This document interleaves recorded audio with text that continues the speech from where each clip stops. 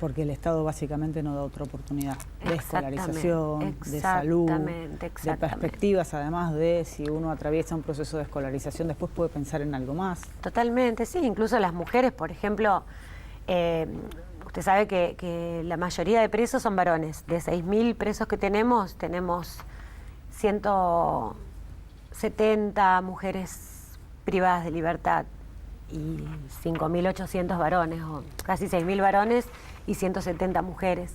Y de esas mujeres un alto porcentaje están por el tema de estupefacientes, son por narcomenudeo en realidad. Sí, sí. Son presas federales. Y de ellas lo que podemos ver es que tanto en Santa Fe como acá en Rosario, en la unidad 5 nueva, hay un porcentaje bastante importante de niños y niñas encarcelados que viven con sus madres, que hasta los 4 años pueden tenerlos con ellas en la cárcel. En la cárcel. Son niños que viven en el encierro. Hace 15 días recorría la unidad 5 aquí en Rosario y me quedó la imagen. Hay 5 nenas en este momento, 2 recién nacidas, 2 de 3 años y una de 2 años más o menos.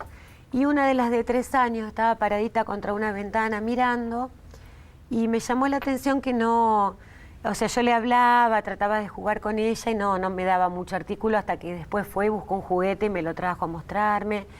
Y la mamá sí me comentó que ella era así un poco tímida porque en toda su vida había salido solo 2 veces del lugar de encierro, 2 veces que la habían llevado al médico y que las 2 veces volvió con un estado como de shock, muy asustada, llorando. Y la verdad que me cuesta comentar esto porque realmente es muy triste.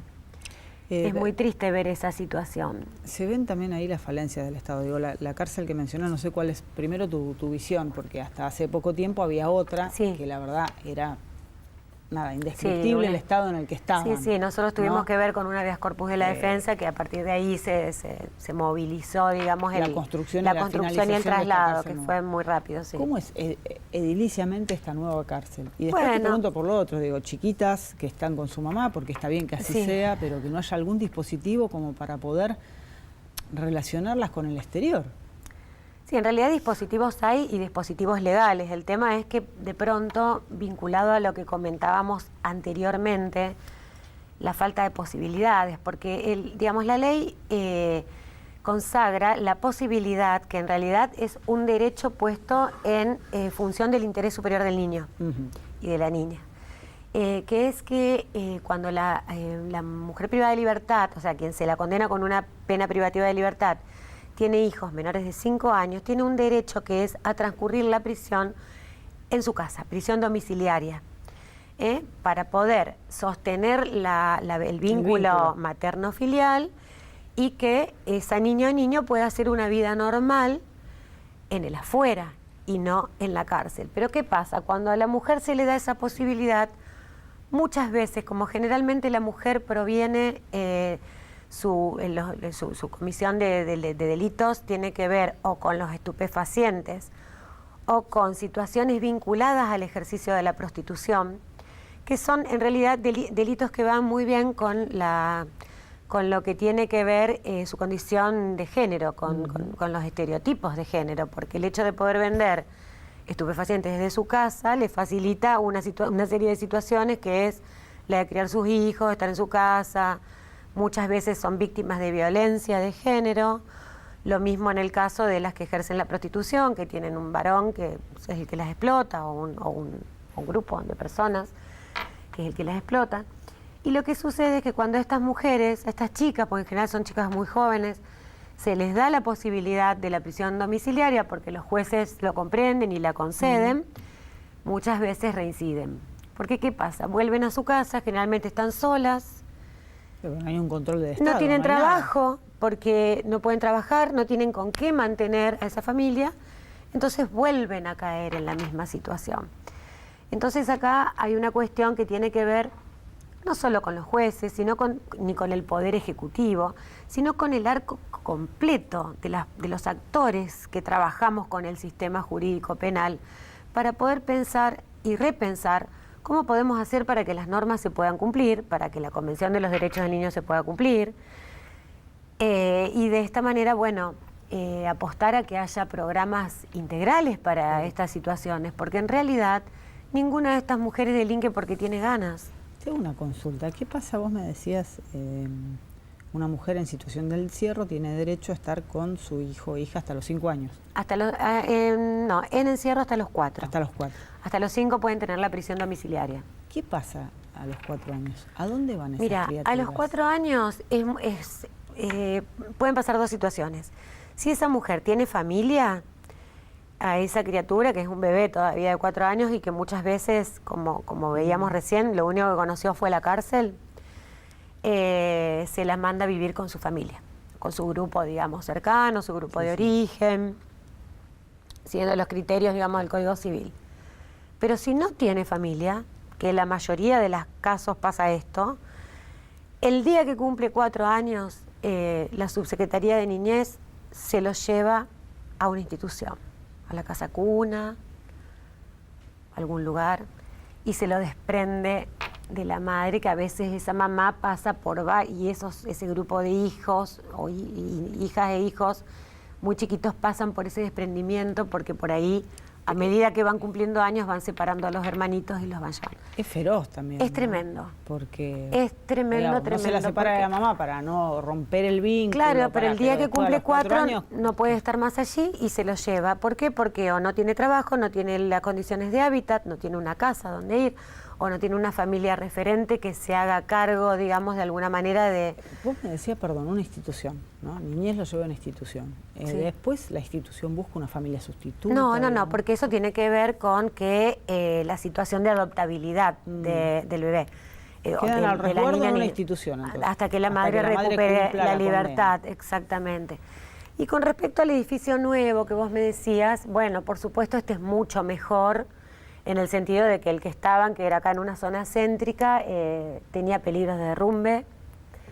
Sí, no tenían, era una vieja comisaría. No había ventanas, no había espejos, había humedad, digo, era una cosa terrible. Tenía peligros de derrumbe, claro. Dicho por un perito en un habeas corpus que se planteó desde la defensa pública, y eso, como veíamos hoy, movilizó la rápida construcción.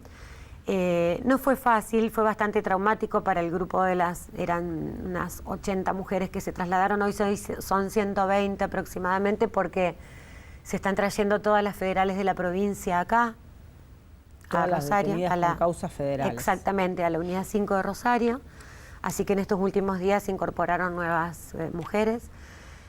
Y fue bastante traumático porque como era muy necesaria el inminente traslado de las mujeres, sacarlas de ese lugar, hubo un hecho de violencia entre ellas, tuvieron que entrar a reprimir, se reprimió con violencia, eso generó que haya que sacarlas. De ahí entonces primero pasaron como de prestado a un lugar que es para varones, y a los 6-7 meses se terminó con la unidad 5 que está al lado, que está bien en las afueras de Rosario, y se las trasladó. Es decir, que este grupo en 6 meses tuvo 2 traslados, con todo lo traumático que es el traslado de personas privadas de libertad, porque tienen pertenencias, tienen cosas compradas entre ellas, cosas que por ahí se pierden. Y bueno, el edificio nuevo es un edificio más amplio, implicó trabajar mucho con ellas porque en la vieja comisaría donde estaban, ellas dormían en piezas, en habitaciones de A5, de A6, las mamás todas juntas. Digamos, era una vida como más de hogar, se podría decir, en ese aspecto. Acá van más al sistema de pabellón con sus celdas que a la noche se cierran, se engoman, como se dicen, se cierran desde las 8 de la noche, 9, hasta las 8 de la mañana, están encerradas cada una en su celda. Hay un pabellón para mamás, para madres, que como te decía, ahí hay 5 y hay una chica, una presa federal que está embarazada, también se les pone ahí porque bueno, se les da otro tipo de comidas, se les consiguieron calefactores porque todavía las calefacciones no funcionan. Las cárceles son heladas porque lo que predomina es el hormigón, entonces eso es como que refracta, sí, de rehabilitación ni hablemos, ya directamente. Sí, ahí en la cárcel de mujeres hay una ONG que trabaja muchísimo, que se llama Mujeres Tras las Rejas, que bueno, también vieron complicada la organización de sus actividades, porque a donde están ahora no llegan los colectivos. Está fuera de Rosario, detrás de la villa, no me acuerdo ahora el nombre, yo soy de Santa Fe, no de acá de Rosario, pero está fuera de la ciudad y ahí no llegan colectivos. Entonces se les dificulta mucho llegar, porque aparte, como todo ONG que tiene más tipo de funciones, nadie les da plata, veamos, muy a pulmón. Estábamos tramitando y dándoles una mano para que consigan unos subsidios para poder pagarse el taxi, para poder llegar. Y con ellas tienen talleres de radio, de reciclados, un taller de poesías, con una producción muy linda, muy buena, eso es muy importante. Y bueno, y nosotros con la defensa tenemos dispositivos permanentes, vamos una vez por semana a todas las cárceles, pero en la de mujeres de acá de Rosario y en la de Santa Fe tenemos un dispositivo permanente de control, de monitoreo, de inspección, de escucha, de relevamiento de fichas de violencia. En la vieja cárcel de mujeres de acá de Rosario lo que planteaban muchas veces era que no había ningún tipo de capacitación por parte del Estado y que quedaba todo en manos de la ONG Mujeres Tras las Rejas. Cursos de tejido, cursos de radiodifusión, lo que fuere. Ahora, ¿cambió el panorama? ¿Hay alguna presencia del Estado en formación, en escolarización? Mira, nosotros... ¿O están solo encerradas? Nosotros con eso tenemos una postura y estamos trabajando en la organización de ver de qué forma jurídica vamos haciendo los planteos. Por el momento yo lo vengo conversando, lo hablé con el gobernador, que es una persona que se preocupa mucho por estas cosas. El tema es que a veces el Estado tiene tantas preocupaciones y de todos los vulnerables, los más vulnerables son las personas bajo encierro. Yo lo digo porque son realmente los menos escuchados y es toda gente, en su gran mayoría, justamente por el sistema de selectividad del sistema penal, que proviene de los sectores más vulnerables de la sociedad. Son postales de miseria. Son postales de miseria. Realmente es terrible. Es muy poca la gente que uno ve en las cárceles que tenga que ver con causas de delitos económicos, de lo que se llaman delitos de guante blanco. La población es toda gente joven entre 18 y 24 años, la mayoría varones y relacionados con delitos contra la propiedad. Que sí, ejercidos muchas veces con violencia, eso es cierto. Pero el tema es que hay una ausencia de educación en la cárcel. Es bajísimo el cupo educativo. Por ejemplo, en Coronda hay 1.600 presos y hay un cupo educativo de 40 a 50 personas. Claro, por eso ahí... Esto debería ser absolutamente para todos. ¿Cómo planteas una reinserción después si no tenés, es solo una situación de encierro? Y no hay un trabajo del Estado para dar herramientas de que cuando se cumpla una condena, uno pueda pensar que la persona que sale tiene en su cabeza alguna formación como para... O sea, que se aprovechó todo ese tiempo del encierro como para poder construir en esa persona valores a partir del conocimiento, de sus intereses, fomentar intereses, estimularlos. No, planteado así, es el hay gente que no ha hecho ni la primaria. En Coronda, mira, te digo, el 50% no tiene terminada la primaria. Y ojo, la escuela primaria y la secundaria en la provincia de Santa Fe son obligatorias.